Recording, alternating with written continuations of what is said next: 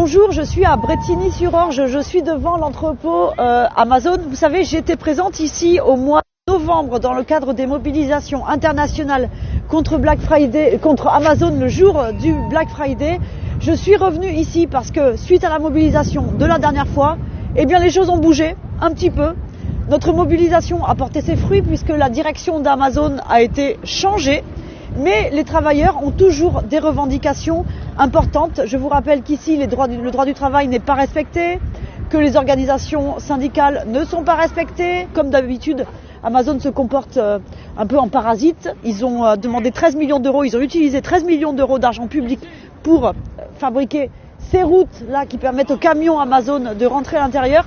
On va discuter avec des travailleurs qui vont vous dire mieux que moi, je ne pourrais le dire, les conditions de travail d'Amazon et pourquoi ils demandent à la direction de bouger. Je suis avec Emma qui travaille ici à l'entrepôt de Brétigny depuis 1 an, c'est ça C'est ça. Oui. C'est quoi le quotidien? Tu veux nous parler du quotidien du travail? C'est un quotidien qui est quand même assez fatigant, faut le dire. Bon, déjà, on est en horaire décalé, donc c'est différent, il faut suivre assez tôt. Pour ma part, personnellement, c'est 4h30. Et quand je pense à des collègues qui viennent... Tu te lèves à 4h30? Ouais, je pense à mes collègues qui viennent d'encore plus loin, qui viennent par exemple 77, 78, qui mettent encore plus de temps que moi pour venir. C'est vrai que les horaires sont très décalés. Et après, hormis ça, il y a aussi sur l'aspect travail où c'est quand même assez fatigant, c'est physique. Ça peut être physique sur certains postes et d'autres ça va être plus mentalement où là on se dit c'est pas possible jusqu'au bout.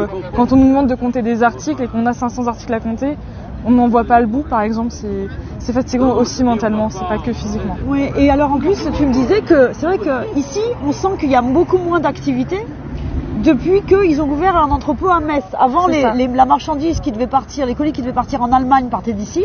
Maintenant, les colis qui vont partir en Allemagne partent de Metz. Et pour autant, donc il y a moins, ils se débarrassent des intérimaires. Alors moi, je sais que par rapport depuis Metz, on divise le travail par 2, donc on fait beaucoup moins de quotas, on va dire entre guillemets, on fait moins de choses qu'avant et pour le coup on a de plus en plus d'intérimaires qui disparaissent et il me semble qu'aujourd'hui c'est leur dernier jour à nos intérimaires. D'accord. Et alors malgré le fait qu'il y a moins de travail, vous êtes toujours poussé on est toujours poussé à toujours devoir faire ce qu'on est censé faire. Si on peut faire plus, il faut qu'on fasse plus malgré ce qu'on est déjà en train de faire de base. Donc si on peut aller aider à l'autre bout de l'entrepôt, il faudra le faire parce qu'ils en ont besoin. Il faut toujours être productivité maximum et presser les travailleurs au maximum. Ouais. D'accord. Et je crois que toi, tu as eu un petit souci de genou, non? Oui, tout à fait. J'ai eu un souci de genou du coup qui remonte à octobre dernier où j'ai eu un accident de travail. Du coup, j'ai le genou qui est complètement parti en vrac. Qu'est-ce qui s'est passé? Alors en fait, j'ai porté un carton qui était quand même assez lourd, faisait 20 kg. On a dégagé un convoyeur de cartons de livres en fait et les cartons de livres sont assez lourds. Ils font en moyenne entre 15 et 20 kg. Et on a voulu retirer tout ce qui est sur le convoyeur et je vais pour poser les derniers cartons sur la palette et en fait mon genou s'en va de l'autre côté. Donc forcément derrière accident de travail, donc j'ai été arrêtée. Mais malgré ça, j'ai été en cas de rechute quand même 3 fois, dont une prolongation. Donc je suis revenue il y a peu de mon accident de travail. Ouais. Donc alors il faut être très sportif pour pouvoir travailler chez Amazon. Il faut avoir quand même une bonne condition physique, ouais. Mine de rien, c'est quand même assez épuisant d'être debout toute la journée, à s'amuser, à piétiner, à aller chercher des cartons à l'autre bout.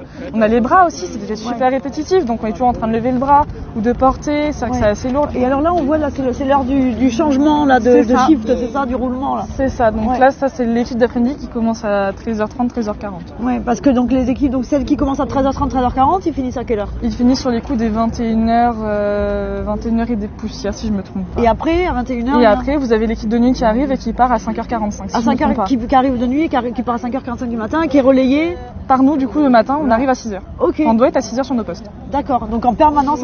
Ça tourne 24h sur 24, 7 jours sur 7. D'accord. Et alors, qu'est-ce que tu attends de cette mobilisation comme aujourd'hui?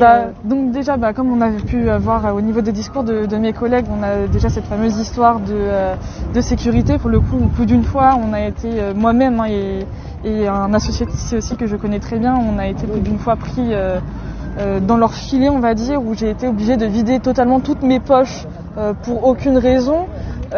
Jusqu'à ce qu'on me dise mais t'es sûr t'as rien volé, et je leur dis mais écoutez, la seule chose qui peut sonner, alors c'est personnel, j'ai un piercing du coup, et on m'a dit il faut retirer ton piercing.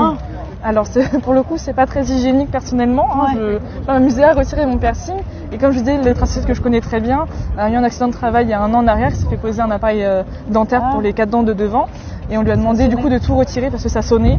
Il lui a dit écoutez, la seule chose qui peut rester, c'est mon appareil. Il lui dit tu retires ton appareil. Donc de retirer ces 4 dents de devant, je suis désolée, mais... Donc ce que tu attends de la mobilisation d'aujourd'hui, c'est qu'ils prennent conscience que ces pratiques sont pas tolérables. Oui, que c'est trop. On peut pas s'amuser à être dernière en nos fesses, dire attention, t'as fait ça, attention, t'as pris. Et après, forcément, il y a aussi cette histoire de salaire où quand on voit à l'heure d'aujourd'hui les prix qui augmentent à la pompe, et encore, il n'y a pas que ça, il y a aussi les courses, c'est de plus en plus cher.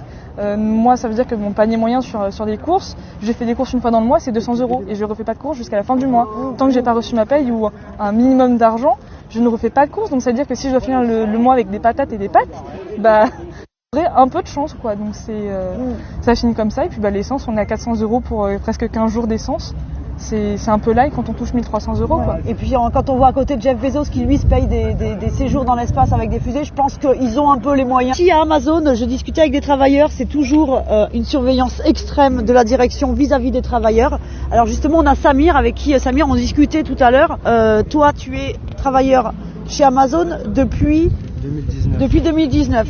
Est-ce que tu peux nous parler de la façon dont Amazon surveille ses employés ? Quand je me déconnecte pour aller aux toilettes. Déconnecte, donc il faut savoir déconnecter ta machine que tu portes en permanence. C'est ça, quand je me déconnecte de l'ordinateur, quand je me délogue en fait de l'ordinateur, les chefs d'équipe me font des remarques. Oh, tu étais délogué tant de minutes. J'ai dit oui parce que j'étais aux toilettes. Quand je vais aux toilettes, on me dit tu te balades trop, on n'a pas le droit d'aller aux toilettes.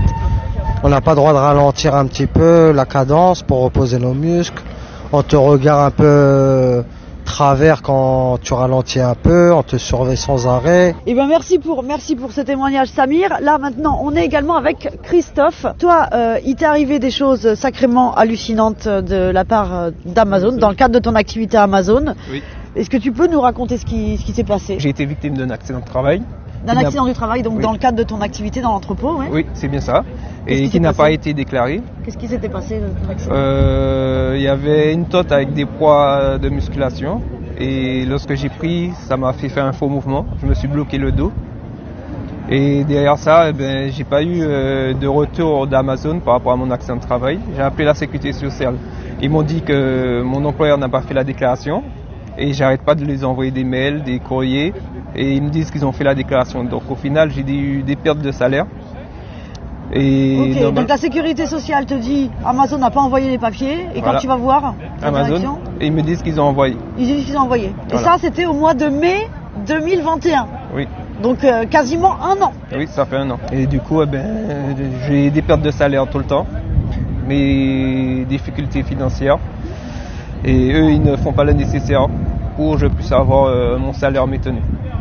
Ils s'en soucient pas, ils s'en lavent les mains. Alors donc la direction d'Amazon, si vous nous entendez, si vous nous regardez, on attend vraiment que vous réagissiez par rapport à la situation de Christophe. C'est quand même hallucinant de devoir batailler comme ça pour des choses qui sont juste les obligations légales, réglementaires.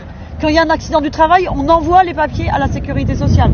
C'est quand même dingue de devoir réclamer ce genre de choses qui sont quand même la base du droit du travail en 2022. Voilà. En tout cas, bravo pour cette mobilisation aujourd'hui devant l'entrepôt de Bretigny. Merci. Un grand bravo, bonne continuation et puis Merci surtout bon courage. Merci à vous d'être déplacé. On est devant l'entrepôt de Bretigny-sur-Orge dans le cadre d'une mobilisation. Comme je le disais tout à l'heure aux travailleurs qui sont présents ici, c'est très important cette mobilisation, mais au-delà de la France, tout en Europe, ça donne de l'espoir aux travailleurs d'Amazon qui sont partout en Europe. Vous savez qu'il y a une campagne qui s'appelle Make Amazon Pay, une campagne internationale contre Amazon, en tant qu'Amazon qui piétine le droit du travail, rapace qui vole de l'argent public. Jeff Bezos, que nous avons convoqué au Parlement européen, n'est toujours pas venu. On n'en peut plus de ce système, de ces parasites. Et donc cette mobilisation ici à l'entrepôt de Bretigny-sur-Orge, elle a un écho qui est national et qui est international et qui donne de l'espoir dans la lutte contre le système Amazon. Merci.